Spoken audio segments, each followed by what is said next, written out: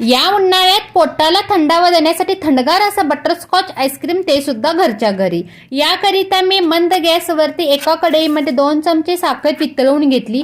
त्यानंतर त्याच्यामध्ये 1 चमचा बटर, काजू आणि बदामची जाडसर भरड केलेली पावडर घातली। आणखी व्यवस्थित मिक्स झाल्यानंतर एका प्लेटला बटर लावून त्याच्यामध्ये हे कॅरेमल क्रंच पसरवून थंडगार करण्यासाठी ठेवायचं।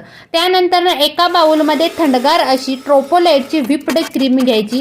ती फिटून झाल्यानंतर त्याच्यामध्ये 1 cup condensed milk, caramel crunch 2 चमचे, आणखी 1 चमचा बटरस्कॉच इसेन्स घालून हे सर्व साहित्य व्यवस्थितपणे बीटरच्या मदतीने फिटून घ्यायचं। त्यानंतर एका कंटेनरमध्ये हे मिश्रण 8 तासाकरिता फ्रीजरमध्ये सेट होण्यासाठी ठेवायचं। तर तुम्ही बघू शकता अगदी क्रीमी टेक्स्चरचं बटरस्कॉच आईस्क्रीम खाण्यासाठी तयार आहे। तर चला मग तुम्ही सुद्धा तुमच्या मुलांच्या सोबत एन्जॉय करा।